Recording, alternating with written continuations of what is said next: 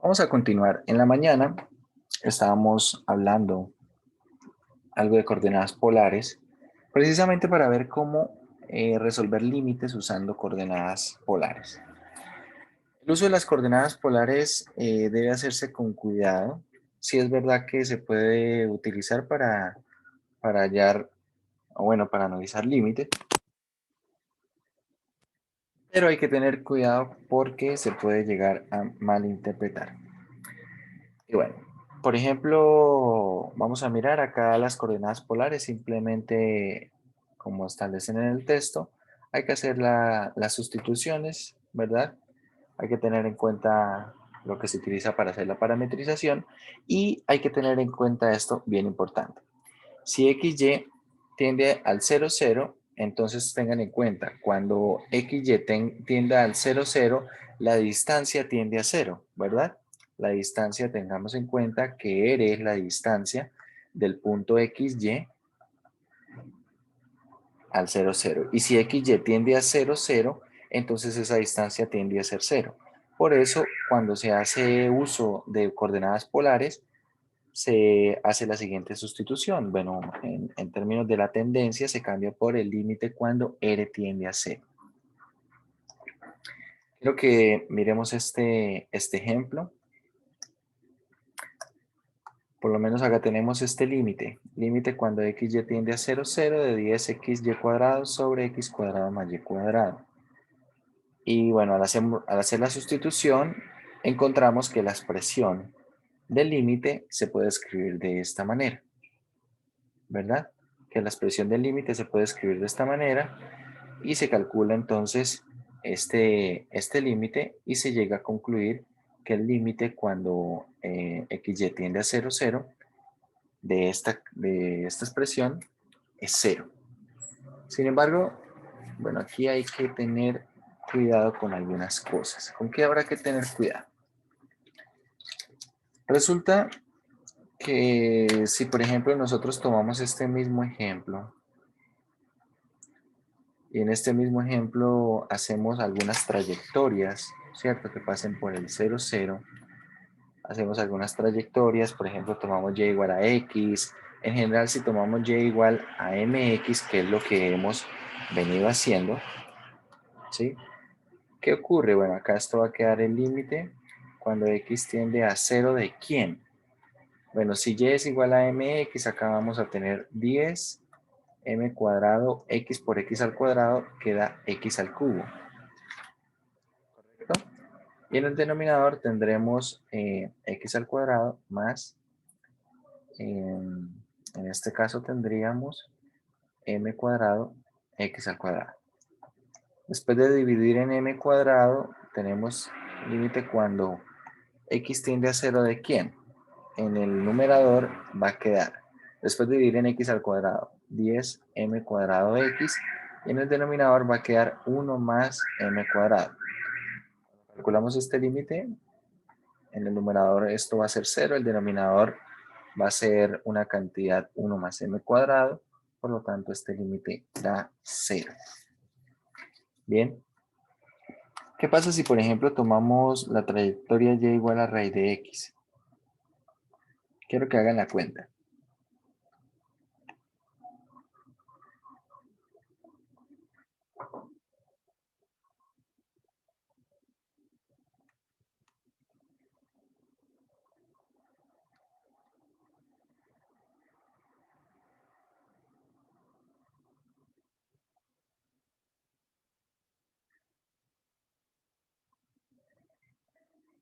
Quiero que hagan la cuenta. ¿Cuánto da ese límite que está ahí?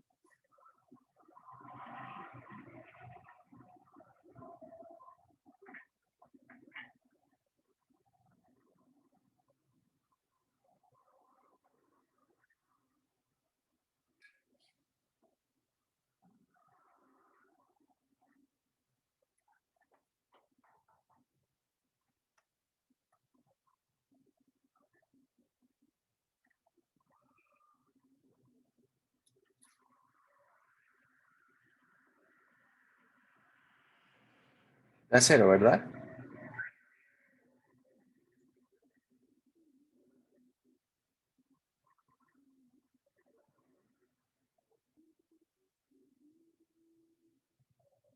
Sí, profe, a cero.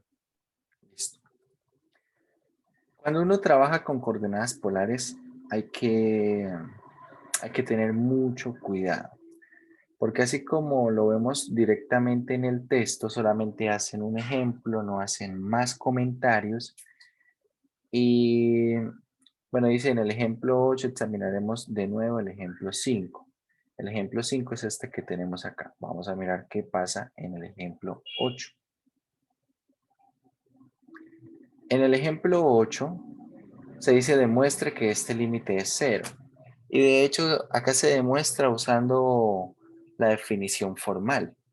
Se demuestra usando la definición formal y bueno, se logra demostrar que este límite es cero. Yo quiero que tengamos en cuenta algo muy claro. Si nosotros usamos coordenadas polares, estamos prácticamente usando una trayectoria más. Entonces, vamos a resolver, como les dije en la mañana, vamos a resolver el ejercicio que hicimos acá, que hicimos con respecto a límites, que si no estoy mal fue el ejercicio número 8.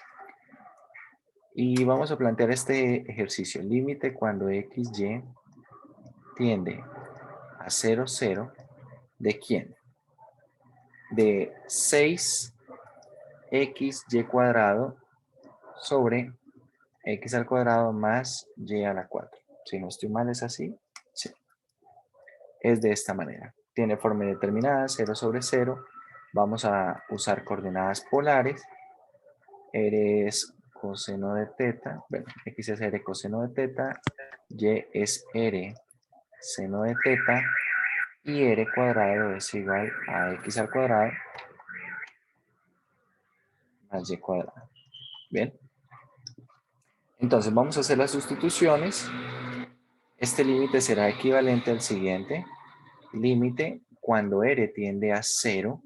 ¿De quién? En el numerador va a quedar 6r coseno de teta, r cuadrado seno cuadrado de teta. ¿Cierto? Que sería y cuadrado.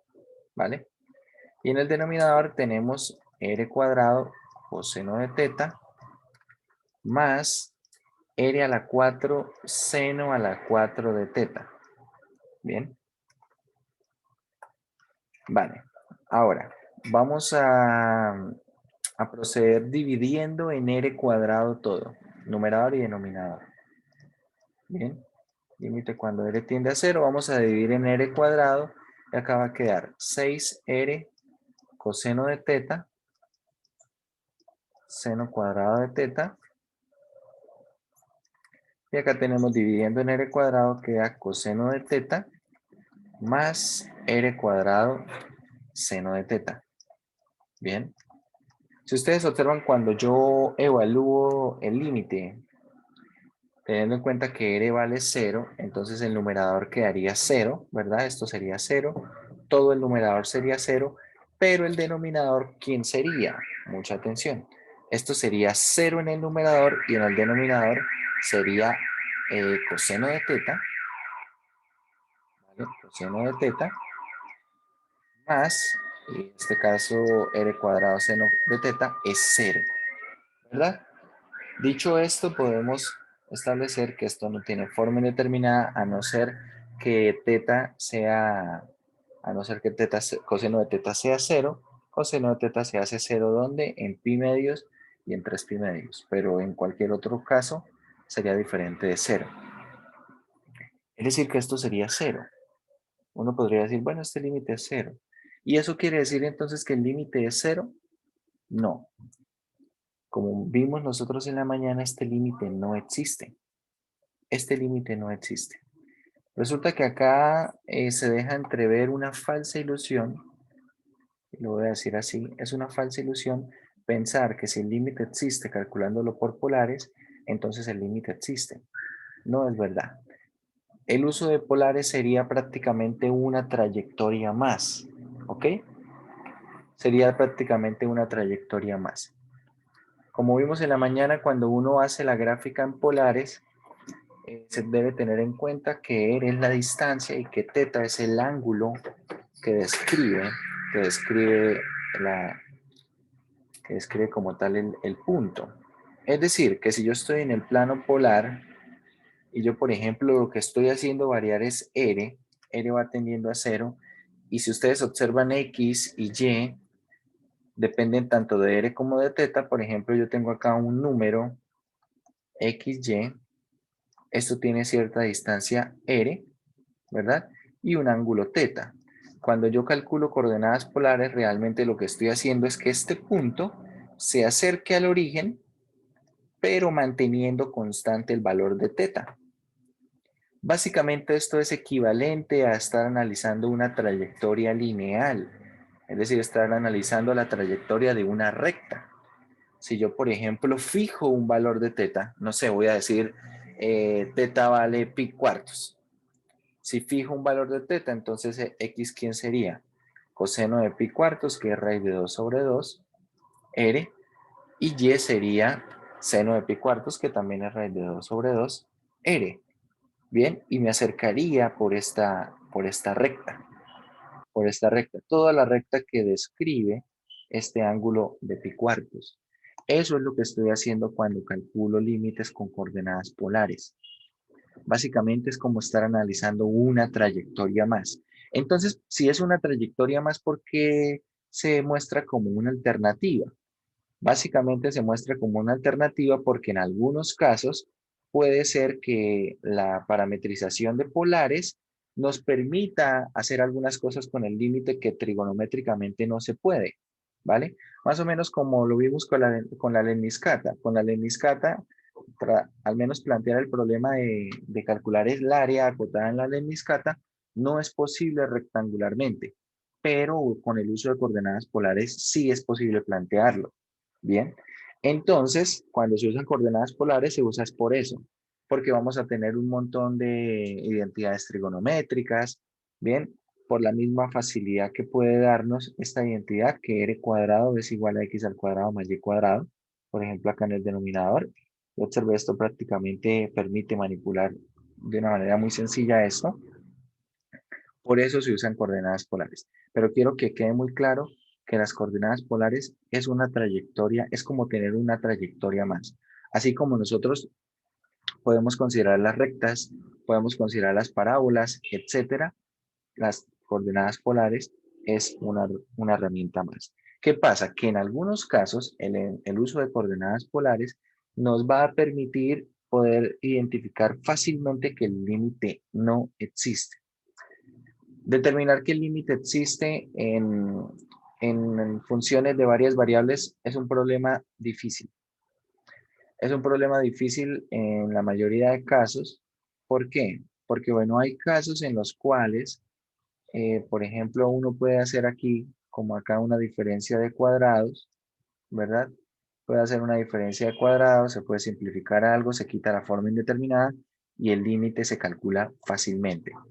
Pero en otros casos, como en este, al calcular nosotros este límite por coordenadas polares, no podemos simplemente decidir que el límite es cero. De hecho, acá en este sentido, el texto está mal. Sí, quiero decirlo también. En este sentido, el texto también aquí tiene un error. Es un error conceptual. Como podemos verlo, si yo empleo coordenadas polares en el ejemplo 8, en el ejercicio 8, el límite es cero. Pero esta mañana ya vimos que si utilizamos la trayectoria raíz de x, nos da como resultado del límite 3. Por lo tanto, quiero que con esto quede claro que las coordenadas polares no me están dando el valor del límite ni me están diciendo si el límite existe o no. Es una trayectoria más. Y claro, como no se está fijando el teta, acá en polares tenemos de una vez infinitas trayectorias. Pero como les digo, es equivalente a tomar infinitas rectas o infinitas parábolas. Bien, simplemente es una familia de trayectorias, pero nada más que eso. ¿Vale? Entonces, ¿cómo llegar a demostrar que un límite existe? Es un problema complejo y si no hay forma de hacer una manipulación algebraica que permita, por ejemplo, establecer el valor del límite, la única forma bueno, de hecho hay dos formas. Hay dos formas de ver que este límite existe. Una forma es a través de la definición formal, que es esto que se establece acá. Definiendo un epsilon hay que llegar a encontrar un delta, de manera que se tienen las desigualdades, estas desigualdades que se establecen en la definición formal. Bien. Pero si no es posible hacer eso, porque en algunos casos este proceso resulta ser complejo, resulta ser muy trabajoso, hay una forma de llegar a mirar que el límite existe y es a través del uso de coordenadas polares, pero es algo un poco más complejo que lo que se está haciendo aquí. Por ejemplo, para ver que este límite realmente es cero, lo que necesitaríamos ver es usar, o bueno, lo que necesitaríamos hacer es usar una especie de teorema de la compresión, de la que se vio en cálculo 1. Básicamente necesitaríamos acotar esta función r coseno de teta, seno cuadrado de teta, entre una función que dependa exclusivamente, perdón, exclusivamente de r por ambos lados. Una función que dependa exclusivamente de r por ambos lados. Y si cuando yo calcule el límite, cuando r tiende a 0, estos de acá toman un valor L, existe, entonces en consecuencia, este también existe. En algunos casos puede ser fácil de poder acotar esto, pero en otros casos no. Por ejemplo, en este caso que tenemos en concreto. En este caso que tenemos en concreto, sabemos que los valores de coseno y de seno varían entre -1 y 1, ¿verdad? Es decir, que el mayor valor que podría, ojo, que podría llegar a tomar coseno de teta por seno de teta sería 1, que de hecho no lo alcanza. Es decir, que sabemos que esta función, por ejemplo, está acotada superiormente por r, ¿vale?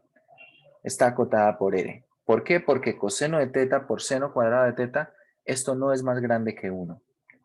¿Bien? Y inferiormente podríamos, por lo mismo, pensando en el rango de seno y coseno, establecer que el menor valor que podría tomar esto es -1, es decir, que esto es menos r. Y ahora sí, usando como puente el uso de coordenadas polares, se puede establecer que estos límites, de hecho estos límites cuando r tiende a 0, esto es 0 y por lo tanto, ahora sí podemos concluir que el límite de esta parte central, bueno, esta parte central que de hecho es esto, ¿cierto? El límite de esto es 0. Así se podría demostrar también. No es sencillo, lo digo también, no es sencillo, no siempre se pueden encontrar fácilmente estas funciones, ¿vale? Y en algunas ocasiones, pues, cuando se llega a encontrar estas funciones, pues, lo que pasa es que puede ser que los límites no sean iguales, es decir, básicamente no se estaría comprimiendo el límite, ¿vale? En casi todos los ejercicios que tenemos nosotros en el cálculo de límites, tienen alguna de las características mencionadas, o bien sea que son ejercicios que, por ejemplo, con alguna diferencia de cuadrados, multiplicando algún conjugado, haciendo en sí una manipulación algebraica, se puede eliminar la forma indeterminada, o son ejercicios que directamente no tienen formas indeterminadas, por ejemplo, el ejercicio 10 simplemente es de evaluar, ¿verdad? Tiende al punto 2,3, no tiene forma indeterminada, simplemente hay que evaluarlo. Y aquellos que tienen formas indeterminadas, usualmente lo que ocurre es que el límite no existe, usualmente. Lo que hay que ver es cómo encontrar las trayectorias que muestran que esto es así. En uno que otro caso el límite sí existe y esos son los casos más difíciles que se pueden encontrar, porque habría que demostrar efectivamente que el límite existe. Bien, vamos a hablar de continuidad ahora. Bueno, no sé si quieren vamos a calcular un par de límites más. Vamos a mirar alguno que tenga forma indeterminada. Por ejemplo, el 10, como les digo, no tiene forma indeterminada. El 9 tampoco. Bueno, a tacharlos mejor así. El 9 tampoco. El 7 se parece mucho al 8. Ya hicimos el 8. Se parece bastante, de hecho. Yo creo que poniendo ahora x igual a raíz de y, esto les puede servir para poder encontrar el valor. Por ejemplo, si x es igual a raíz de y, que pasa por el 0, 0, entonces acá x al cuadrado va a ser y, ¿cierto? Va a ser simplemente y x a la 4 va a ser y cuadrado, ¿vale? Es decir, que en el numerador va a quedar y cuadrado y en el denominador, ¿qué va a quedar? En el denominador va a quedar 2y cuadrado, es decir, ese límite usando esa trayectoria va a ser un medio. A ver, quiero que hagan el 7. Hagan el 7, tómense en un par de minutos y quiero que utilicen alguna trayectoria usual, por ejemplo, y igual a x, y utilicen x igual a raíz de y. Y díganme cuánto da el límite por cada una de esas trayectorias.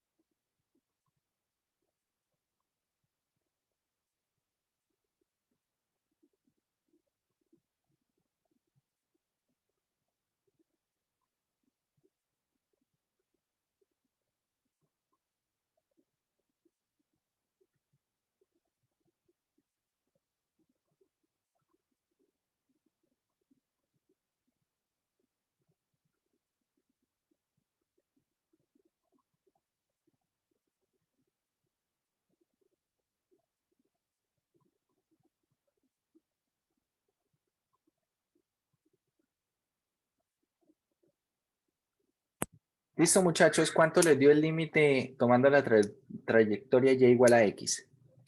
Da 0. 0. 0. Y la trayectoria x igual a raíz de y.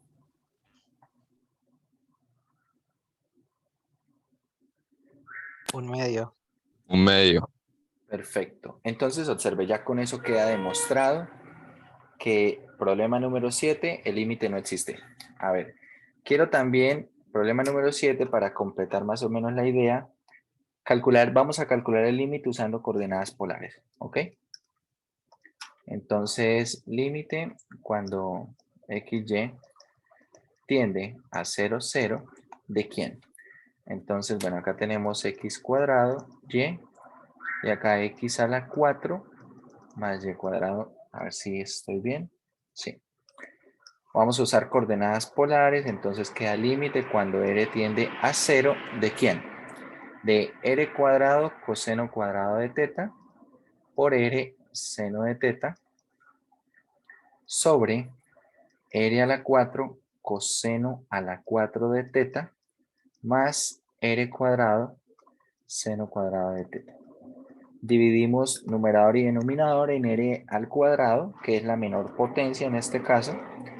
Límite cuando r tiende a 0 y queda r coseno cuadrado de teta, seno de teta, sobre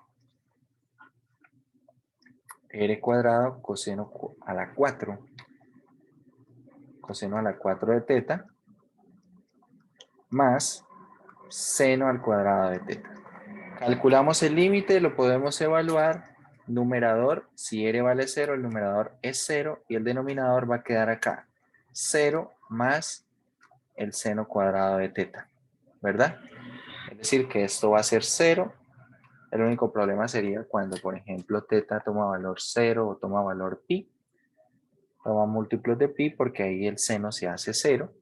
Pero si tomamos cualquier otra trayectoria, es decir, si decimos que teta es diferente de un múltiplo de pi, donde n es un número entero, entonces este límite da 0. ¿Bien? Y observen, por coordenadas polares esto da 0, pero ya ustedes han demostrado que el límite no existe. Usando dos trayectorias diferentes dan dos resultados diferentes. ¿Vale? Esto para reforzar la idea de que el valor que se arroja por coordenadas polares no es el valor del límite, ni mucho menos. Es simplemente una trayectoria. Basta. Listo, vamos a mirar, por ejemplo, algún otro. Bueno, por acá no sé. A ver, uno que tenga forma indeterminada. El 11 no tiene forma indeterminada. Denominador es 1. El 12, a ver, el 12 sí que tiene forma indeterminada. El 12 sí que tiene forma indeterminada. Y puede ser interesante porque tiene aquí este seno del producto sobre la suma de estos cuadrados. Bien. Entonces veamos cuánto da este límite. Límite cuando x, y tiende a 0, 0 de el seno de x, y sobre x al cuadrado más y cuadrado. Vale, acá uno tal vez se siente tentado a usar algo de coordenadas polares, teniendo en cuenta que precisamente tenemos en el denominador x al cuadrado más y cuadrado. Sin embargo, hay que pensarlo un poco mejor porque hay que ver qué va a quedar en el numerador, ¿verdad? Si ustedes lo piensan en el numerador que irá a quedar, bueno, vamos a tener precisamente allí seno de r cuadrado por el seno de teta por coseno de teta, es decir, va a quedar seno bueno, teniendo todo eso en el argumento. Y eso no me ofrece muchas herramientas, ¿vale? No me ofrece muchas herramientas para poder manipular, esa expresión. ¿Qué podemos hacer entonces? ¿Qué se les ocurre?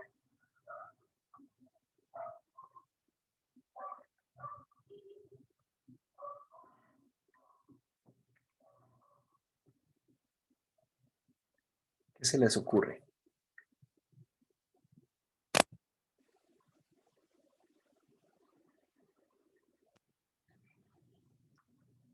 Vamos a tomar alguna trayectoria. Si no se les ocurre nada, pues tal vez lo más sano es tomar alguna familia de trayectorias y ver qué ocurre. Vamos a tomar las rectas que pasan por el origen con pendiente definida Y entonces, ¿cómo queda esto? Va a quedar como el límite cuando x tienda a 0, ¿de quién? Del seno de m x al cuadrado, ¿cierto? Sobre, acá vamos a tener x al cuadrado más m cuadrado x al cuadrado. De esta manera podríamos hacer un factor común m cuadrado, bueno, perdón, x cuadrado, y queda lo siguiente. Acá vamos a tener seno de mx cuadrado y acá vamos a tener x al cuadrado, factor de 1 más m cuadrado, ¿vale? Bien, estableciendo la siguiente sustitución, vamos a hacer un cambio de variable para poder trabajar precisamente con esta función seno de mx cuadrado sobre x cuadrado. Bien, esta constante la puedo sacar. Entonces vamos a hacer la sustitución sea u igual a mx al cuadrado. Bien, y observen, si x tiende a 0, entonces u también tiende a 0, ¿verdad? Si x se hace 0, entonces m por 0, eso va a ser 0. De esta manera queda lo siguiente. Límite cuando u tiende a 0 de lo siguiente. En el numerador vamos a tener solo seno de u. Y en el denominador, el x al cuadrado lo puedo despejar de esta parte y de esta sustitución. Entonces, x al cuadrado, ¿quién es? Es u sobre m, ¿vale? Va a ser u sobre m. Puedo hacerlo así, o si ustedes quieren, voy a escribir acá esto en amarillo. Acá podría haber multiplicado y dividido el numerador por m, ¿vale? Multiplico y divido el numerador por m y así me queda mx cuadrado en el denominador. De esta manera quedaría acá quedaría u, que es este mx al cuadrado, y esta m que queda en amarillo, y el 1 más m cuadrado lo voy a poner acá. M más 1 más m cuadrado. Bien, ya sea que multiplique y divida acá por m o simplemente que haga acá el despeje de x al cuadrado, al final va a dar exactamente esto. Esto que depende de m es una constante para este límite. Por lo tanto, tenemos acá m, 1 más m cuadrado por el límite cuando u tiende a 0 del seno de u sobre u. ¿Y cuánto da el límite de seno de u sobre u cuando u tiende a 0?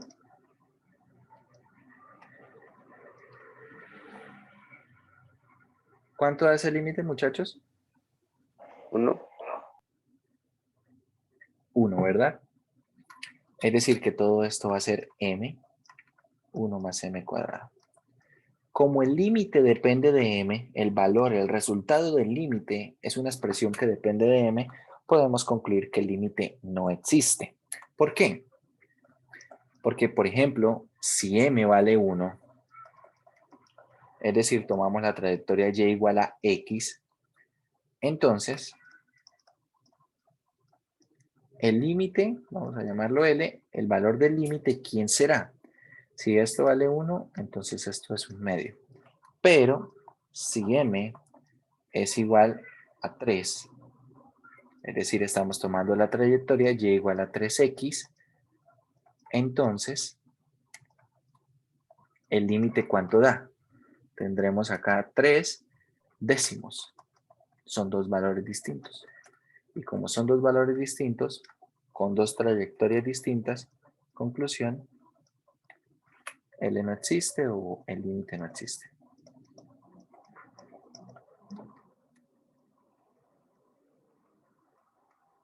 Bien. Y observen que no fue necesario utilizar la trayectoria de coordenadas polares, aunque el denominador era un poco insinuante, ¿no? Era un poco insinuante a usar coordenadas polares, teniendo en cuenta que teníamos x cuadrado más y cuadrado. Es posible que se pueda resolver, tal vez haciendo algo muy parecido a lo que hicimos acá, pero tal vez se puede llegar a complicar, al menos por la apariencia que tiene. Pero así se pudo resolver y no hay ningún inconveniente. No sé si tienen alguna pregunta. Si van teniendo preguntas, las pueden ir haciendo.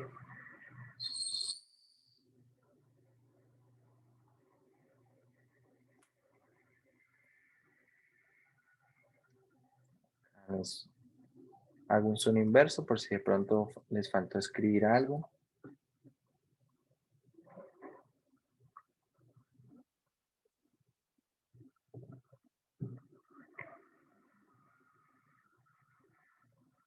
Bien. Bueno, vamos a, ¿Me puedes subir un poquito claro, el ejercicio anterior? el ejercicio anterior. A ver, acá estaba lo que era el ejercicio número 7. El ejercicio número 7, pues se hizo el cálculo con coordenadas polares, el resultado dio 0, ¿verdad? Pero como vimos, ese límite no existía, ustedes calcularon dos límites, con y igual a x les dio 0, con x igual a raíz de y les dio 1/2, entonces el límite no existe.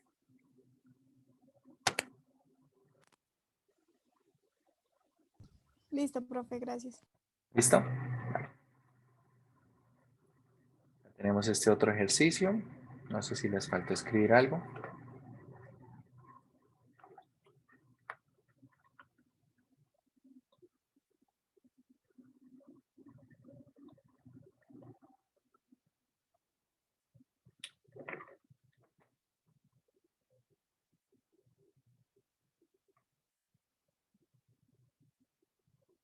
Y bueno, vamos a mirar otro ejercicio. A ver, escojan ustedes el otro ejercicio. No sé si quieren de esta otra página, del 21 al 30. Y bueno, miren que tenga forma indeterminada, ¿vale? Porque, bueno, acá igual podemos encontrar algunos que no tienen forma indeterminada. Y pues eso simplemente sería evaluar.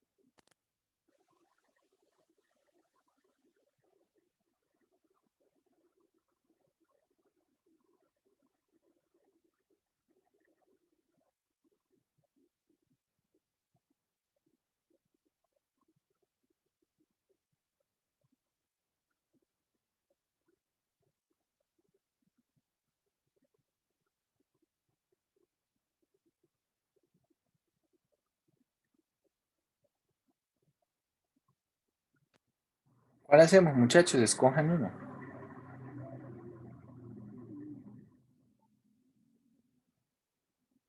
El 26, profe. Bueno, vamos a mirar el 26.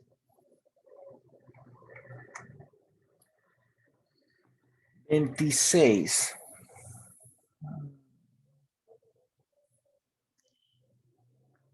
Bueno, se parece un poco al que hicimos hace un momento.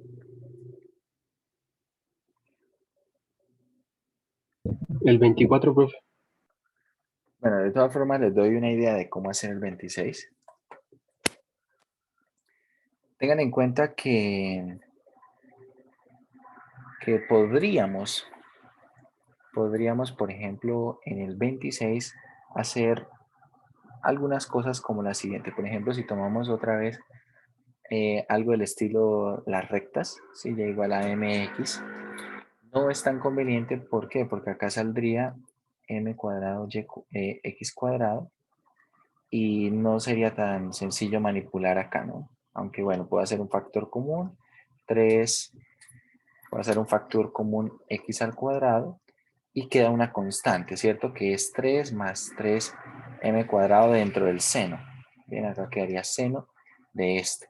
Y en el denominador quedaría haciendo la trayectoria y igual a mx, ¿cómo quedaría? Entonces quedaría también x al cuadrado factor de 1 más m cuadrado, ¿vale? Entonces, por ejemplo, en este sentido similar al anterior, voy a multiplicar esto por esta constante, 3 más 3m cuadrado, en numerador y denominador, 3 más 3m cuadrado. Y directamente hago la sustitución, u igual 3 más 3m cuadrado por x al cuadrado. Es decir, que esto que está acá va a quedar seno de u, esto de acá, todo esto es u, ¿cierto? Y acá va a quedar entonces multiplicado por 3 más 3m cuadrado sobre 1 más m cuadrado, que es lo que quedó acá. Y entonces este límite, ya en límite esto va a dar 1 y esto va a depender de m y nuevamente le dan dos valores a m que hagan que esto sea distinto y ya estaría. Bien, pero con esa misma idea que hicimos en el anterior, haciendo esa sustitución, haciendo primero esa trayectoria y igual a mx y luego haciendo una sustitución, se puede obtener que el límite no existe. Problema 24 me dicen, a ver, si x, a ver acá 1 y 2, seno inverso de un medio, seno inverso de un medio no es 0 y coseno inverso de 1 Sí, no sería forma indeterminada, ¿verdad? no, señor. Entonces, bueno, ese no lo hagamos. Quiero alguno que tenga forma indeterminada.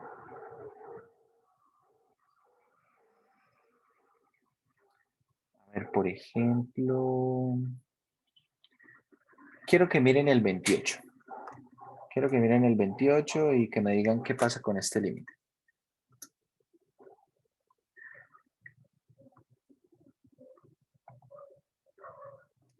Intenten hacer el 28.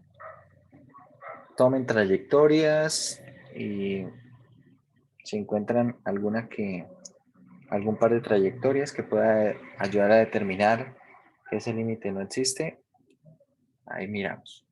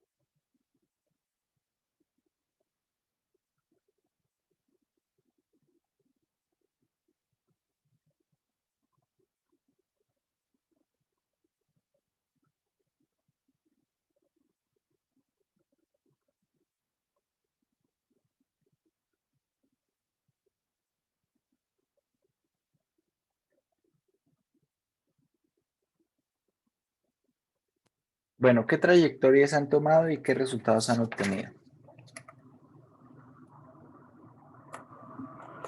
Las rectas de las pendientes me da 0.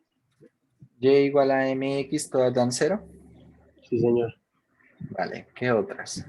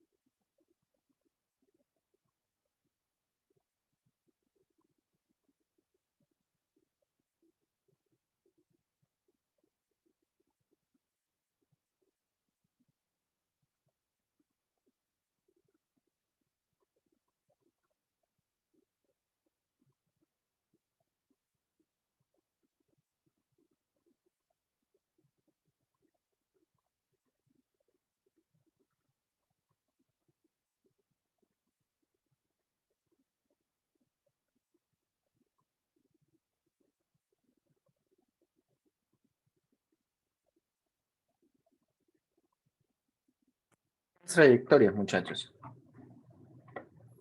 Bueno, si toman las de las parábolas, raíz de x, si toman x igual a raíz de y, que a veces funcionan.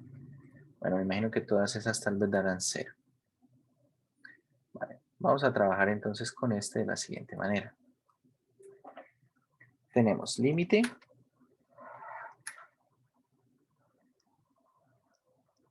Límite cuando xy tiende a 0, 0, ¿de quién? De x al cuadrado menos y cuadrado sobre la raíz de x al cuadrado más y cuadrado. Vale, así es.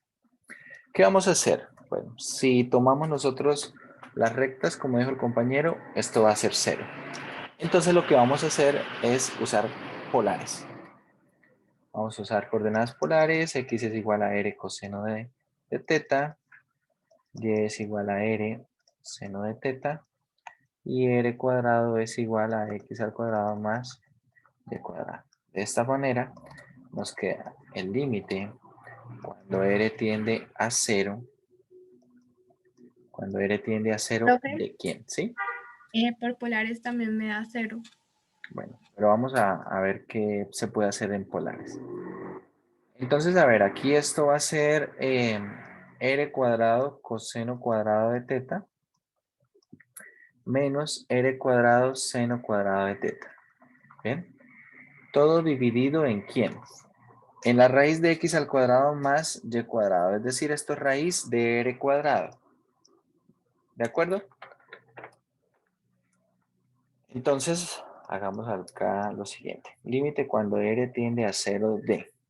Vamos a dividir todo en r. Bueno, teniendo en cuenta que el denominador va a ser r. Es decir, dividiendo todo en r, acá va a quedar r coseno cuadrado de teta menos r seno cuadrado de teta. Vamos a hacer un factor común r. Límite cuando r tiende a 0. R factor de el coseno cuadrado de teta menos el seno cuadrado de teta. Y esta identidad ya la habíamos visto el día de hoy. Ya no la habíamos encontrado. ¿Esto es quién? Esto es coseno del ángulo doble, ¿verdad? Coseno de 2 teta.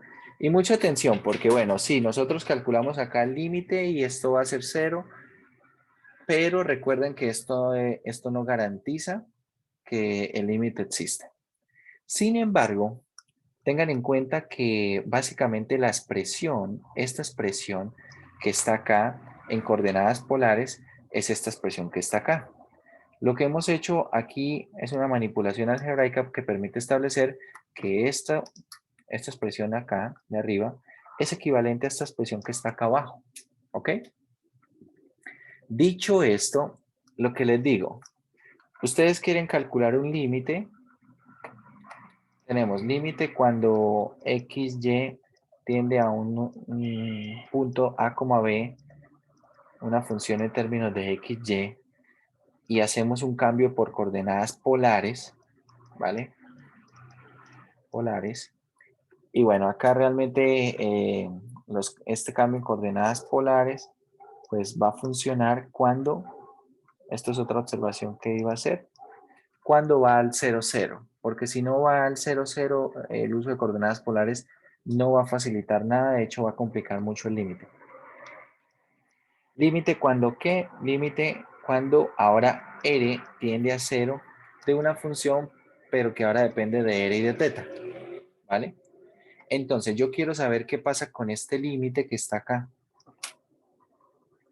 No me basta con calcularlo. Sí, resulta que calculándolo, este límite depende de depende de teta, entonces voy a poder concluir que el límite no existe, ¿vale? Pero ¿qué pasa? Que acá este límite no está dependiendo de teta.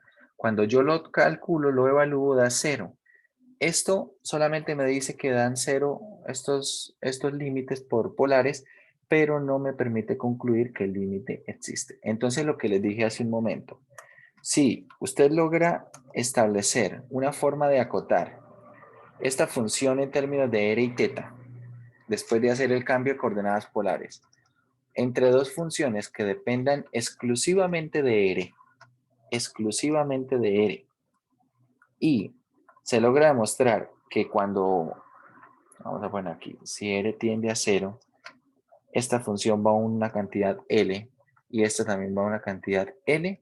Si se logra demostrar eso, entonces se concluye que el límite de esta función en términos de r y teta también va a esa misma cantidad L. Eso es lo que vamos a utilizar para este ejercicio, ¿vale? Entonces vamos a retomar esta función, como les digo, que es equivalente a esta que está acá. Es decir, básicamente esto que está acá es mi función f, ¿cierto? Esta es mi función f, pero ahora es mi función f en términos de r y teta, ¿vale? Entonces voy a acotar mi función f en términos de r y teta entre dos funciones. Veamos, entonces tal cual como está acá, vamos a tener r coseno de 2 teta, y acá va a ser sencillo porque vamos a poder aprovechar el hecho de que el coseno de 2 teta tiene como rango de menos 1 a 1. Es decir, que el mayor valor que va a tomar coseno de 2 teta es 1. Por lo tanto, todo esto va a ser menor o igual que r. Y como coseno de 2 teta toma como menor valor menos 1, todo esto toma como menor valor menos r. Y así estamos consiguiendo mi función h y mi función g. ¿Vale? Luego simplemente procedemos a establecer que el límite cuando r tiende a 0 de menos r es igual al límite cuando r tiende a 0 de r. Ambos son 0 y ahora sí, por lo tanto, el límite cuando r tiende a 0 de esta función que es r coseno de 2 teta, ojo, mucha atención a lo que estoy diciendo. Yo no estoy concluyendo que este límite es 0 porque lo evalúo, no. Lo estoy concluyendo con este teorema de compresión, ¿vale? Tengan en cuenta que esto que está acá es equivalente a decir que el límite, bueno, el límite cuando r tiende a 0 ¿de quién? De la función original de r cuadrado, coseno cuadrado de teta, menos r cuadrado, seno cuadrado de teta, ¿sobre quién? Bueno, sobre la raíz, voy a escribirlo así, la raíz de r cuadrado es 0. Lo que estoy concluyendo es que este límite es 0. Y repito, no lo estoy concluyendo directamente por la evaluación del límite, que ahí es donde hay un problema a veces en la comprensión del uso de coordenadas polares, ¿sí? Se puede malinterpretar pensando que si el límite evaluándolo en coordenadas polares es cierto valor, entonces el límite existe, y ya hemos visto varios ejemplos donde no. ¿Cuándo las coordenadas polares sí me permiten establecer que un límite existe? Cuando puedo hacer esto, cuando puedo acotar la función entre otras dos funciones que dependen exclusivamente de R y puedo calcular ese límite, ¿vale? Puedo calcular ese límite. Entonces, de esta manera es que estoy concluyendo que este límite es 0, por lo tanto, este límite es 0 y por lo tanto, el límite cuando xy tiende a 0, 0 de x al cuadrado menos y cuadrado sobre la raíz de x al cuadrado más y cuadrado, este límite es 0.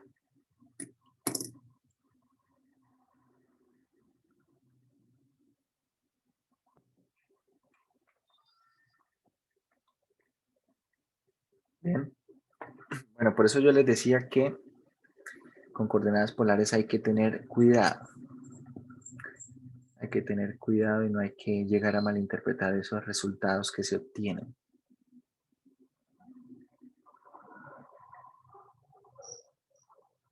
¿Vale? Bueno, vamos a seguir entonces con continuidad. ¿Qué les parece? Vale, la continuidad acá se define de una manera muy sencilla y es totalmente análoga a cómo se hace en el curso de cálculo 1.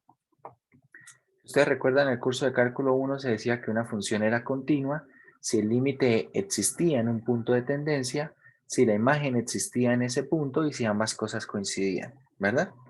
Acá pasa exactamente lo mismo. Veamos. Una función en dos variables es continua en el número AB, en ese punto AB, si la imagen existe, es decir, si está definida, si el límite existe y si el límite toma el mismo valor de la imagen, ¿vale? Es decir, la misma definición de continuidad que tenemos en cálculo 1. Se necesitan tres cosas, entonces, que la imagen esté definida, bien, que el límite exista, ¿vale? Y lo tercero es que ambas cosas sean iguales, que el límite sea igual a la imagen. Si esas tres cosas se cumplen, decimos que la función es continua en ese punto, en el punto A, B. Bien. Analizar continuidad puede llegar a ser sencillo dependiendo de las funciones. Por ejemplo, repasemos aquí algunos ejemplos. Esta función que tenemos acá no está definida en el 0, 0. Cuando ustedes evalúan en 0, 0, ven que no existe la imagen.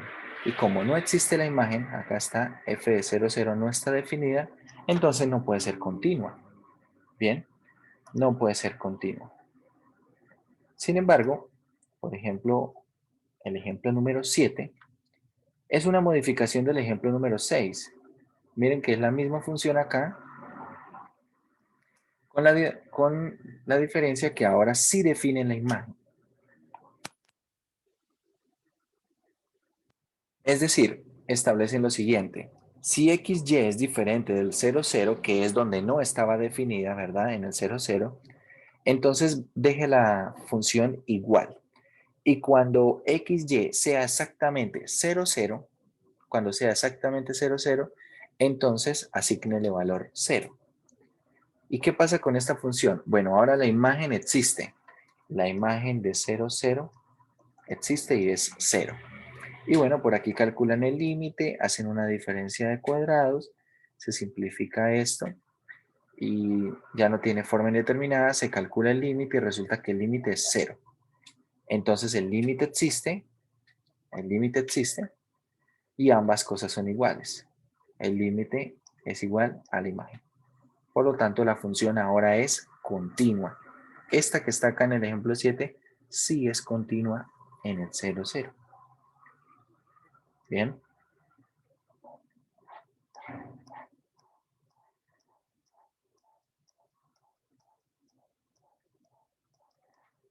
Esto ya lo habíamos visto, definición formal de límite y ya está. ¿Vale? Hay algunos problemas en los cuales se establece, bueno, se pide establecer la continuidad de funciones.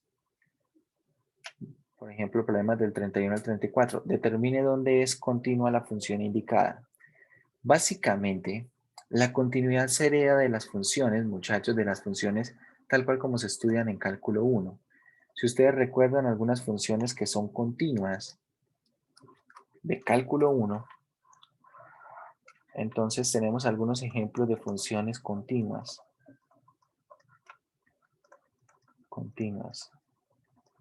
Entonces, y igual a f de x, cuando es continua, primero tenemos el caso de las polinomiales.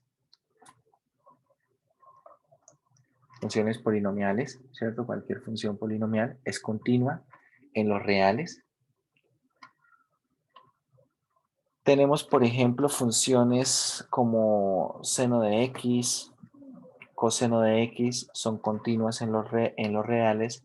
Funciones como e a la x, todas estas son continuas en R. Y hay algunas que conocemos los intervalos de continuidad. Por ejemplo, si tomamos la función logaritmo natural de x, donde es continua, ella es continua en el intervalo de 0 a infinito, abierto en 0. Si tomamos, por ejemplo, raíz de x, donde es continua, cerrado en 0 a infinito. Y así podríamos hacer una lista. ¿Qué pasa entonces cuando las funciones son de varias variables? Entonces pensemos en esto. Bueno, vamos a poner así, z igual a f de xy. Tengo una función de varias variables donde será continua. Vuelven a ser continuas las polinomiales. Recuerden que las polinomiales son prácticamente productos de polinomios en dos variables, ¿verdad? Productos de polinomios en dos variables. Las polinomiales, por ejemplo, ahora empieza a ser un poco más delicado esto si nosotros pensamos en composiciones. ¿Por qué? Porque, por ejemplo, no puedo simplemente poner seno de x, qué sé yo, o bueno, vamos a escribir acá, seno de una función que dependa de x y y. En esta no puedo decir dónde es continua, ¿vale? ¿Por qué? Porque depende de la continuidad de la que queda aquí adentro, ¿ok? Depende de la continuidad de esa función. Entonces veamos. Por ejemplo, funciones como la número 31. ¿Dónde es continua? Bueno, raíz de x es continua en el intervalo ¿de quién? De 0 a infinito, ¿vale? En el intervalo de 0 a infinito. Ojo, cuando voy hablando de continuidad en esta función de dos variables, entonces, ¿qué quiere decir, por ejemplo, si la función de dos variables solamente fuera raíz de x? No es el intervalo. ¿Qué es? Sería el primer y cuarto cuadrante. Porque sí, en el primer y cuarto cuadrante, cualquier punto que usted tome, el valor de x está en el intervalo de 0 a infinito. Pero allí no le estaríamos poniendo condiciones acá, ¿verdad? Entonces, si por ejemplo la función fuera solamente eso, raíz de x, entonces el conjunto en el cual es continua la función es primer y cuarto cuadrante, ¿vale? Quiero que eso también se entienda. Pero bueno, por ejemplo, por ahora llevamos esto. X tiene que estar en el intervalo de 0 a infinito. Y si miramos el coseno de raíz de x más y, coseno es continua, pero es continua donde la función esta sea continua. Entonces, ¿dónde es continua raíz de x más y? Veamos, vamos a ver esta función en detalle acá en el tablero. Que queden todas las cuentas hechas. Tenemos entonces z igual a raíz de x coseno de raíz de x más y.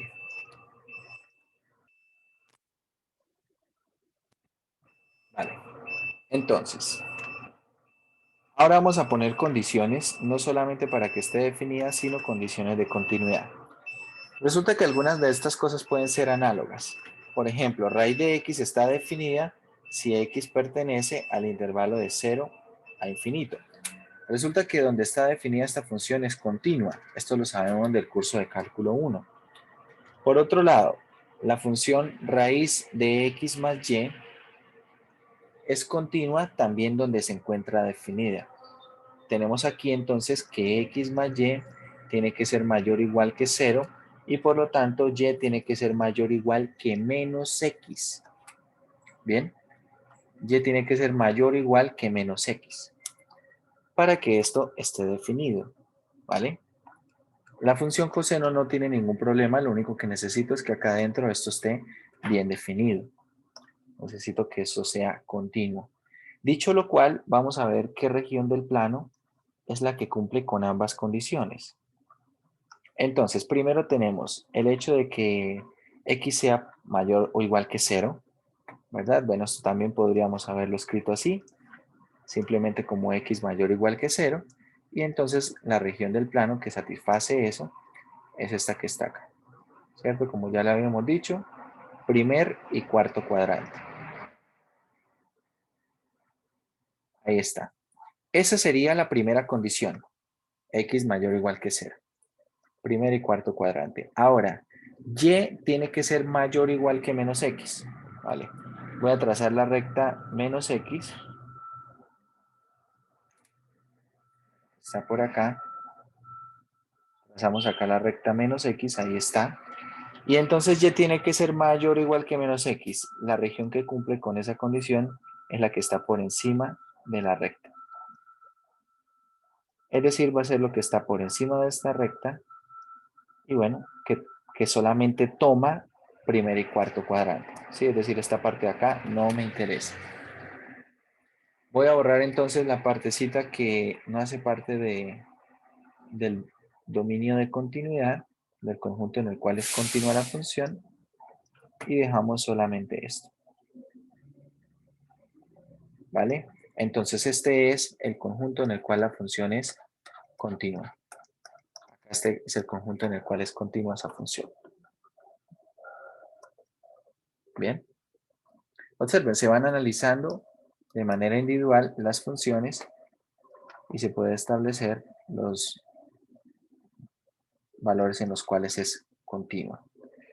Veamos otra función con respecto a continuidad y pasamos. ¿Cuál miramos? ¿32, 33 o 34?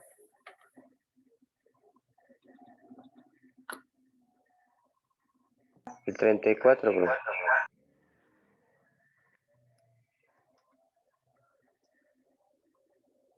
Vale, z es entonces logaritmo natural de 4x cuadrado más 9y cuadrado más 9y cuadrado más 36. Bien. Vale, condiciones que se establecen a partir de la función más externa. Tenemos que el argumento más 9y cuadrado más 36 tiene que ser como estrictamente mayor que 0. ¿De acuerdo? Tiene que ser estrictamente mayor que 0. Bueno, ¿qué podemos hacer entonces? Acá, por ejemplo, podríamos tratar de hacer algunas cuentas, pero de hecho, bueno, yo no sé, yo creería que tal vez acá hay un error de edición y acá en lugar de ser un más, debería ser un menos. Pero bueno, si no es así y el ejercicio es tal cual está acá, la función es continua en todos los reales, en todo el plano cartesiano, perdón. ¿Por qué? Porque 4x al cuadrado, sin importar cuál sea el valor de x, esto es mayor o igual que 0. 9y cuadrado, sin importar cuál sea el valor de y, esto es mayor o igual que 0. Y como 36 es mayor estricto que 0, es decir, que el menor de los valores que puede tomar x y y son 0, bueno, x cuadrado y y cuadrado son 0. Son los menores valores que pueden tomar. Es decir, que todo esto que está acá, siempre es mayor o igual que 36. ¿Sí están de acuerdo conmigo? Es decir, 4x al cuadrado más 9y cuadrado más 36 siempre es mayor o igual que 36 y 36 es mayor que 0. Es decir, que esto se cumple siempre. ¿Sí es claro o no? Entonces la función Sí, sí. es continua en todo R2. ¿Vale? La función es continua en todo R2. Bueno, Vamos a suponer que tiene ahí el menos. Vamos a modificar el ejercicio porque con el menos puede tener más interés. ¿Bien? Puede ser más interesante. ¿Por qué? Porque ahora quedaría la siguiente desigualdad. Y acá quedaría menos 36 mayor estricto que 0, de donde 4x al cuadrado más 9y cuadrado debe ser mayor estricto que 36. Y si dividimos en 36 en ambos lados, queda, bueno, dividiendo en 36. 4 dividido en 36, o bueno, 4 sobre 36 es un noveno. Por lo tanto, queda un cuadrado sobre, bueno, x cuadrado sobre 9. Y 9 sobre 36 es un cuarto, queda y cuadrado sobre 4. Y esto mayor estricto que 1. Y esto de alguna manera me parece a mí que puede llegar a tener mejor, bueno, una mejor apariencia, una mejor pinta. Puede ser el ejercicio más interesante. Bien. Entonces, bueno, si tomamos esto como si fuera una igualdad y hacemos que x valga 0, entonces nos queda y tomando valor 2 y menos 2. Bien. Y si y vale 0, entonces x tomaría valores 3 y menos 3. Por aquí 3. Bueno, por aquí como menos 3. ¿Vale? Entonces tenemos acá una elipse. Esto con línea punteada porque no toma los valores de la elipse, ¿verdad? Porque es una desigualdad estricta. Y como necesitamos que sea mayor que 1, que esto sea mayor que 1, entonces son los puntos que se encuentran por fuera de la elipse. Bien, todos los puntos que están acá por fuera de la elipse.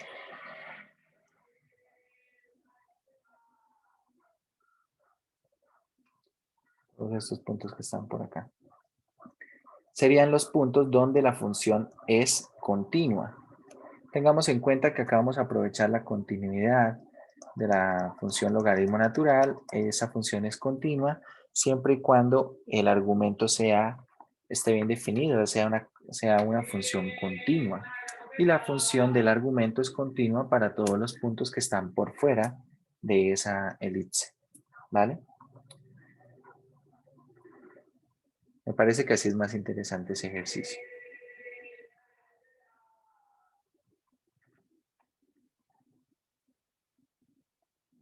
Por acá, bueno, no sé, este ejercicio 34. No, creo que no tiene respuesta en la parte de...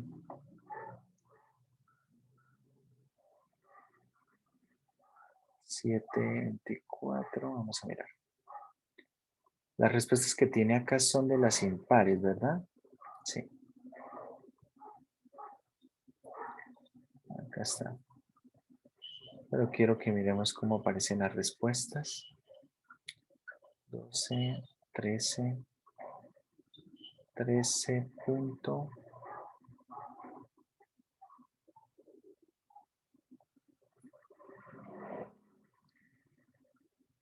Estamos en, bueno, estábamos en la 13.2.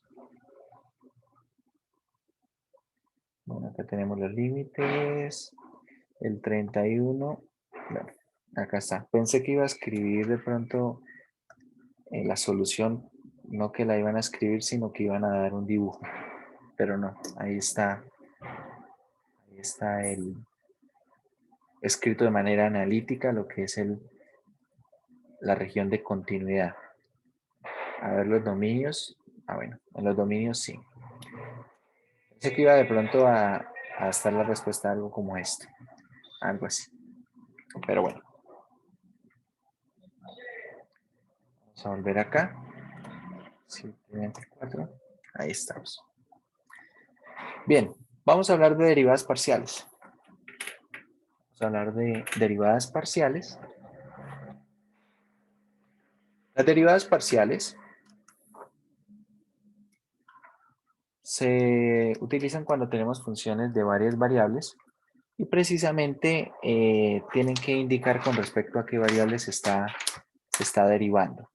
La definición de la derivada parcial es la siguiente. Si z es una función de dos variables, entonces la derivada parcial con respecto a x en el punto x, y, ¿quién es? Entonces, quiero que miremos primero lo de la derecha. Límite cuando h tiende a 0 de quién.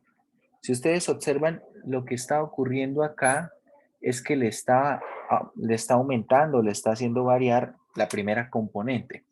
Tenemos f de x más h, y menos f de xy sobre h. Bien, y ese límite cuando h tiende a 0. De alguna manera tiene sentido si lo comparamos con la definición de derivada de cálculo 1, que es el límite cuando h tiende a 0 de f de x más h menos f de x sobre h. Bien, acá pues se está afectando solamente la variable x porque no hay más variables. Entonces, acá como sí hay más variables, hay que tener en cuenta eso. Cuando tenemos entonces una derivada parcial con respecto a x en una función de dos variables, entonces lo que está afectando es la variable x, ¿vale? Ahí le estamos sumando h y esa es la forma en la que se define la derivada. Mucha atención a la notación. La notación no es como lo hacíamos antes, por ejemplo, no es d sobre dx, no son la d que hacemos normalmente, no, es una especie de delta, ¿bien? Es una letra de este estilo, ¿vale? Cuando ustedes vean una derivada así, ¿qué es lo que representa esto? Lo que representa es una derivada parcial. ¿Por qué se utiliza una notación diferente? Porque si yo, por ejemplo, pido de z de x, ya vamos a ver que esto es algo diferente y que se podría calcular eventualmente. Lo que estoy diciendo o lo que estoy dando a entender acá es que z depende exclusivamente de x. ¿Sí? Es decir, en esto se sobreentiende que z es una función que depende exclusivamente de x. Sin embargo, en esta otra notación se sobreentiende que z es una función que depende de x y más variables. ¿Ok? Por eso se utiliza una notación diferente y se conoce como derivada parcial. La derivada parcial con respecto a y es totalmente análoga en su definición. Entonces, ¿en qué se puede notar el cambio? Acá. Ahora no está sumando h a x, sino lo está sumando a y, es decir, está afectando la variable y. Y bueno, así se calculan esas derivadas parciales. La derivada parcial se puede calcular a partir de la definición y en algunos casos puede ser bastante conveniente calcularlo así. Pero vamos a mirar las siguientes directrices para calcular derivadas parciales. ¿Cómo vamos a calcular derivadas parciales? Mucha atención. Entonces, vamos a usar las reglas de diferenciación que utilizamos en cálculo 1, ¿sí? Las reglas de diferenciación ordinarias. Y bueno, vamos a hacer lo siguiente. Para calcular, por ejemplo, la derivada parcial de z con respecto a x, se van a emplear las reglas de diferenciación mientras se trata a y como una constante, ¿vale? Es decir, vamos a utilizar la derivada con respecto a x, vamos a derivar con respecto a x y por lo tanto vamos a suponer todo el tiempo que y es una constante. ¿Bien? Para la derivada parcial de z con respecto a y, entonces se hace lo contrario. Ahora quien se trata como constante es a x. Bueno, acá hay algunos ejemplos, esto los dejo para que ustedes lo miren, pero yo quiero mirar algún ejemplo, algún ejercicio del texto. Bueno, esto lo vamos a estar haciendo todo el curso. Yo prefiero hacer ejercicios de la parte de ejercicios, de la sección de ejercicios. Así podemos ver también la complejidad de los ejercicios que se presentan en la sección y además los ejemplos les quedan para que ustedes los lean.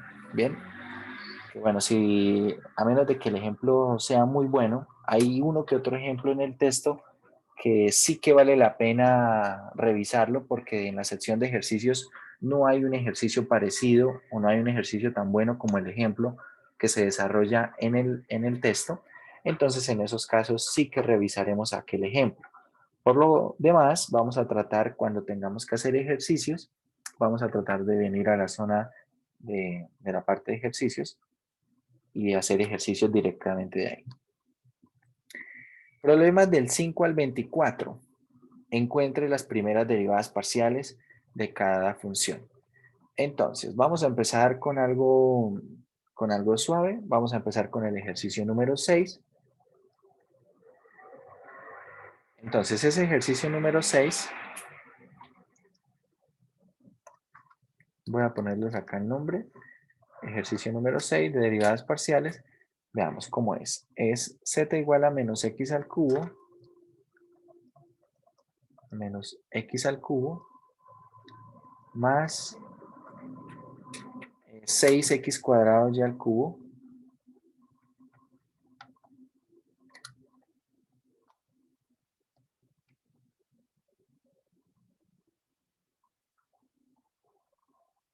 un momento que no sé qué pasó acá.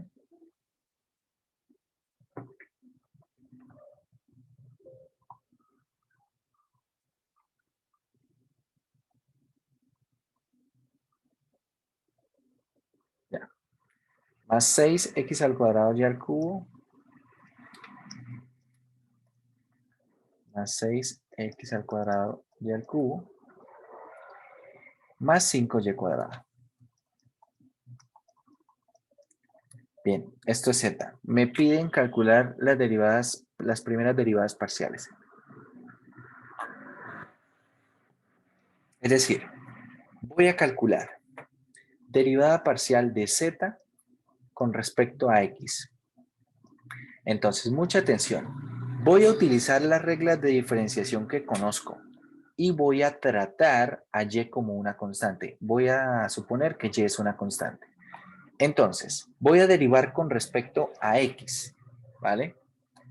La derivada de menos x al cubo, ¿quién es? Será menos 3x al cuadrado. Acá, la derivada de x cuadrado, ¿quién es? 2x. Queda entonces más 12x por y al cubo, ¿cierto? A y lo dejo quieto porque es una constante. Entonces esa derivada, básicamente la derivada de esto, si quisieran verlo de otra forma, sería, voy a reorganizarlo así y voy a poner acá x al cuadrado, ¿cierto? Lo que es variable es x al cuadrado para esta derivada, por lo tanto, cuando voy a derivar, dejo la constante y derivo la función. Bien, que finalmente es esto. ¿Sí? ¿Está bien?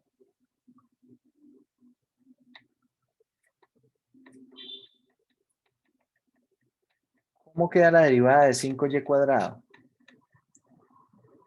Sería 10. 0. 5y cuadrado. 0.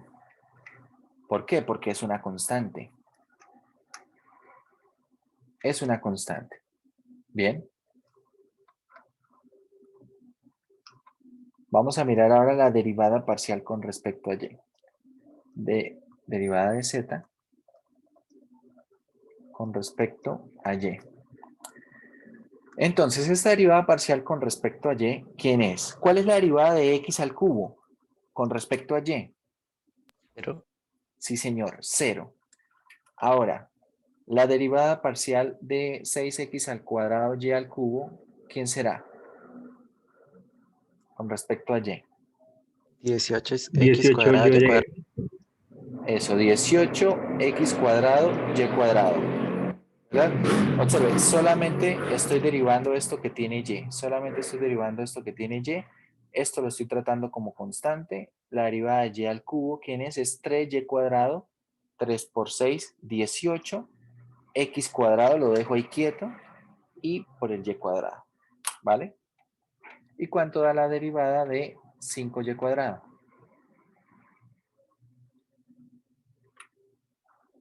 10. Esto es 10y. Listo, estas son las derivadas parciales. Son las derivadas parciales de esa función, las primeras derivadas parciales. ¿Hay alguna pregunta con respecto a este ejercicio? Profe, ¿qué pasa si yo resuelvo como si fuera una ecuación implícita? O sea, si yo resuelvo el producto como una derivada. O sea, por ejemplo, en el 6x cuadrado y al cubo, yo resuelvo el primero derivado por el segundo sin derivar, más el primero sin derivar por el y al cubo derivado. El ¿Qué problema es pasa si que hago estaría esto? derivando con respecto a ambas variables y a la vez con respecto a ninguna, ¿sí? No sé si me hago explicar. ¿Por qué? Porque si usted interpreta esto como un producto en el momento de derivar, entonces la pregunta es con respecto a quién está derivando, ¿sí? Diferente sería, y esto lo vamos a ver, ojo, sería diferente si yo digo, por ejemplo, esto lo vamos a ver en la regla de la cadena. Si, por ejemplo, digo que x es una función que depende de t, que y es una función que depende de t, y por tanto z es una función que depende de t. Si yo establezco esto y ahora sí voy a calcular derivada de z con respecto a t, y ya se van a dar cuenta cuando veamos regla de la cadena por qué no estoy escribiendo la d de derivada parcial, sino la d de derivada normal, ¿cierto? No estoy escribiendo esta especie de delta.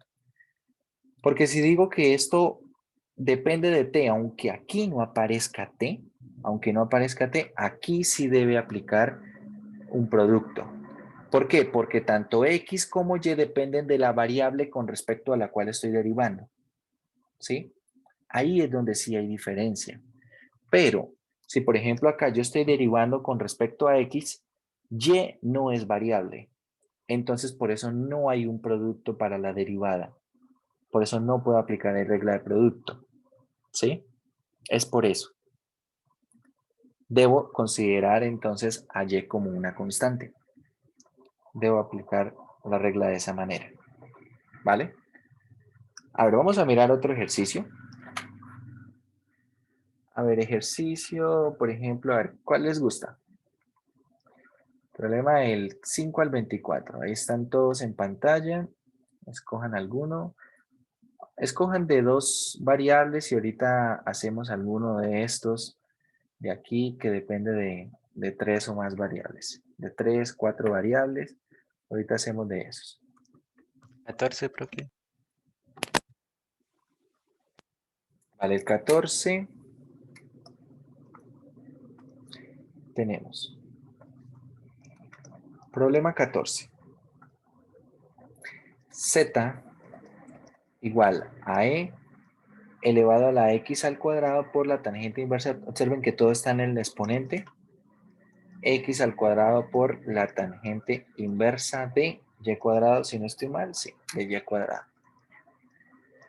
Así, todo esto está en el exponente, ¿vale? Bien, ahora, vamos a calcular derivada parcial de Z con respecto a ¿quién? Con respecto a X. ¿Cómo queda esta derivada parcial? Entonces, observa. Lo que viene siendo variable para esta primera derivada es X. Es la variable con respecto a la cual voy a derivar. ¿Cuál es la derivada de esta exponencial? La derivada de la exponencial es la misma exponencial, ¿cierto? Por la derivada interna. Ojo, cuando voy a calcular la derivada interna o la derivada del exponente, tengo que el exponente es esto, x al cuadrado por tangente inversa de y cuadrado. Pero tangente inversa de y cuadrado, ¿cómo es? Constante, ¿vale? Es constante. Lo que debo derivar es x al cuadrado. La derivada de x al cuadrado es 2x. Por lo tanto, esto va a quedar así.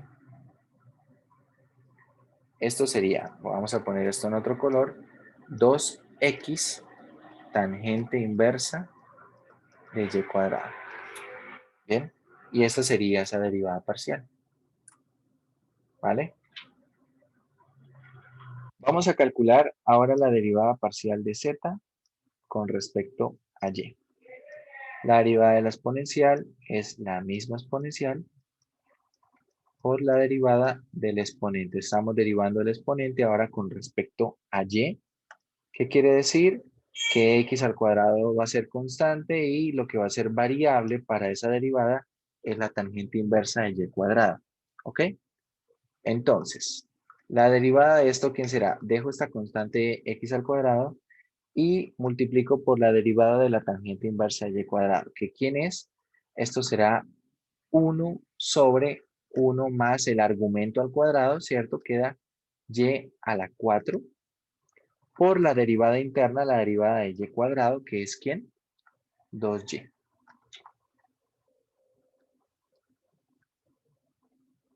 ¿Sí están de acuerdo? Sí, señor.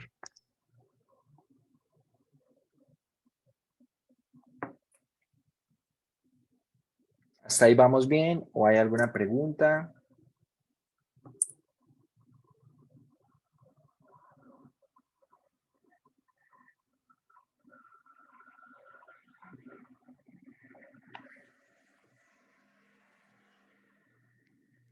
Todo bien.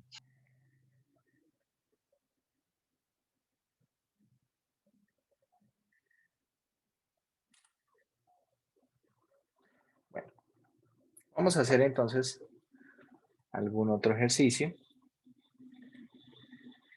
Acá seguimos aplicando lo que son regla de la cadena de la que conocemos.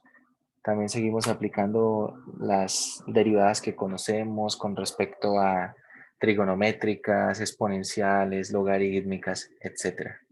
¿Vale? A ver, entonces ahora de esta segunda columna, escojan alguno.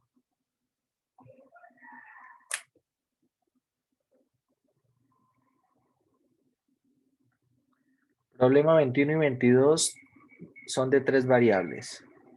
Problema 23 y 24 son de 4 variables.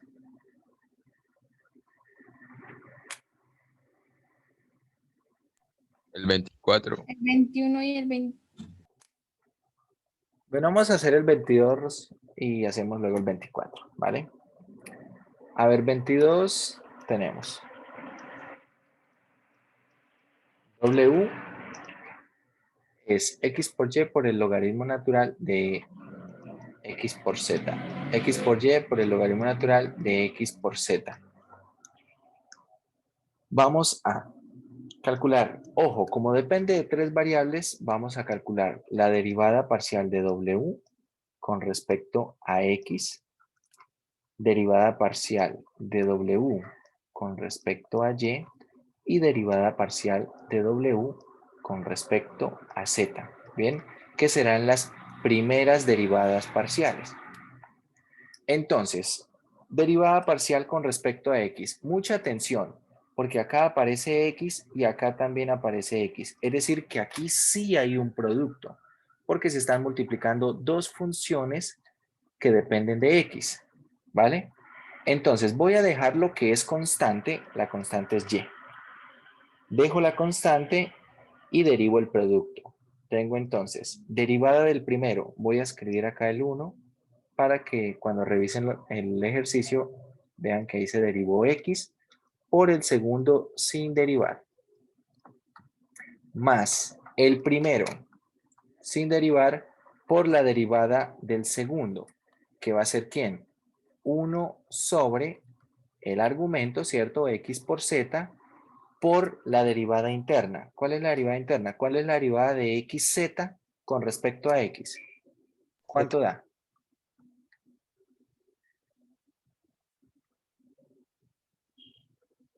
¿Cuánto da, muchachos? Derivada de x por z con respecto a x. Z. Sí, señor. Es z. Entonces tenemos esto acá. Y bueno, esto tal vez se puede simplificar alguna que otra cosa. Por ejemplo, acá tenemos este z multiplicando, acá este dividiendo, acá x multiplicando y x dividiendo. Es decir, esto podemos escribirlo como y logaritmo natural de xz más 1. ¿Cierto? Después de simplificar todo esto queda ahí un 1. A ver, quiero que me digan cómo queda la derivada parcial con respecto a y. ¿Quién me dice?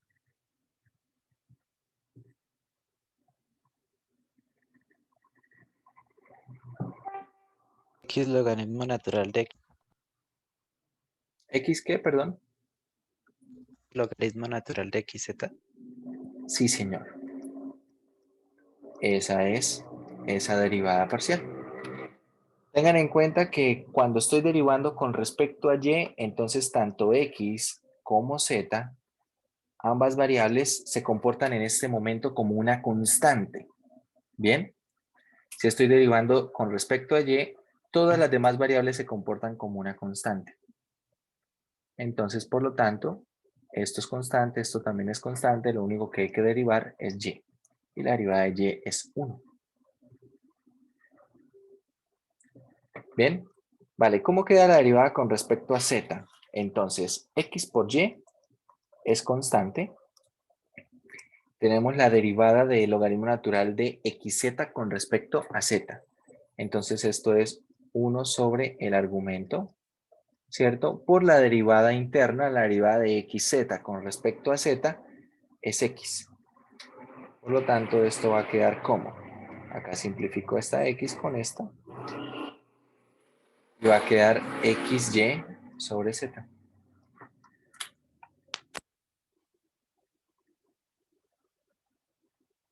Y ahí tenemos esas tres derivadas parciales. ¿Ven? Bueno, escriban allí si no lo han escrito y vamos a calcular entonces la derivada parcial, las derivadas parciales en el ejercicio número 24, que es una función que depende de 4 variables. Vamos a ver cómo es esa función. A ver. Problema 24. Entonces es una función que depende de las variables g, q, r y s. p, q, r y s. Entonces voy a escribirlo simplemente así. G es la función p al cuadrado, q al cubo. Voy a escribirlo así. P al cuadrado, q al cubo.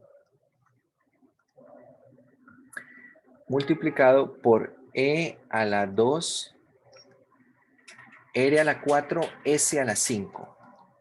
R a la 4, S a la 5. A ver, esto tal vez antes de derivarlo podría reescribirlo. Bueno, acá el ejercicio le ponía con paréntesis. No hay ni necesidad de este paréntesis. Y esto yo lo puedo escribir de la siguiente manera. A ver, esto podría escribirlo como una potencia de otra potencia, ¿cierto? Una potencia de otra potencia. O podríamos dejarlo así directamente. No sé cómo prefieren. Voy a dejarlo mejor así. No sé si de pronto la potencia puede llegar a ser complicado porque, a ver, lo que digo es que esto puede llegar a escribirse como E. Tengan en cuenta que si yo tengo A elevado a la N y esto elevado a la M, esto es igual a la N, a la M por N, ¿sí? O N por M. ¿Sí estamos de acuerdo? Entonces esto se podría ver como E cuadrado elevado a la R a la 4 y elevado a la S a la 5. Bien. Podríamos verlo de esta manera. Pero bueno, mejor vamos a derivarlo así tal cual está. Entonces, derivada parcial de la función g con respecto a p. ¿Quién es? ¿Cuánto da esta derivada parcial? Esto será 2p q al cubo e a la 2 r a la 4 s a la 5. Derivada parcial de g con respecto a q. ¿Quién es? Quiero que me digan cuánto da esta P derivada al parcial. cuadrado, ¿Cómo, 3Q. perdón? P al cuadrado, Eso, 3Q, eso, 3q. E al cuadrado por L al Acá falta un cuadrado. cuadrado, ¿no? Sí, señor. 3q al cuadrado, ajá. E E a al la cuadrado por L a la 4 por S a la 5. por S a la 5. Eso. Ahora, derivada parcial de g con respecto a r. A ver, con respecto a r, entonces p cuadrado, q al cubo son constantes. Y acá la derivada de la exponencial es la misma exponencial, ¿verdad? por la derivada interna, pero la derivada interna con respecto a R, la derivada del exponente con respecto a R, ¿quién será? Será, bueno, tenemos 2S a la 5 por la derivada de R a la 4, que es 4R al cubo. Es decir, esto será 8R al cubo, S a la 5. ¿Bien? Y finalmente, la derivada de la función G con respecto a S, ¿quién es? A ver, díganme cuánto da esa derivada.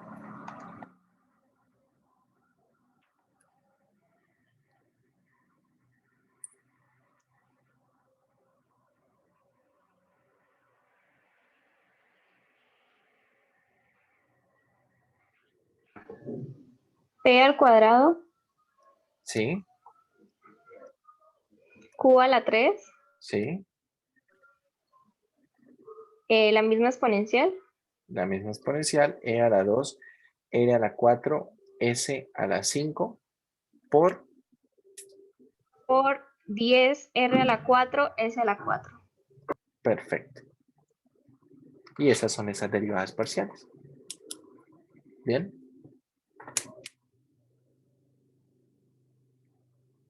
Bueno, el tema de derivadas parciales es realmente sencillo. Lo que hay que saber o lo que hay que recordar es cómo calcular la derivada de algunas funciones, ¿no? Que tal vez hay algunas funciones que no recuerdan muy bien cómo derivar. Si eso ocurre, yo les recomiendo, muchachos, que repasen de pronto qué función no, de pronto si hay alguna función que no tengan muy claro cómo derivar, repásenlo, ¿vale? Y también para la parte del, bueno, sobre todo la parte del segundo corte, donde vamos a ver integrales múltiples, ahí vamos a necesitar saber integrar muy bien. Vamos a necesitar calcular integrales bueno, vamos a necesitar saber calcular integrales con mucha facilidad. Sustitución trigonométrica aparece bastante en algunos ejercicios. Integración por partes. Integración de potencias trigonométricas. Bien, entonces cuando lleguemos a algún ejercicio de estos, espero que tengamos esos conceptos bastante bien y pues de pronto que esa no sea la limitante, ¿no? Que esa no sea la dificultad, que la dificultad no sea de pronto un tema que ya vieron anteriormente. Entonces repasen eso para que no tengamos problemas más adelante.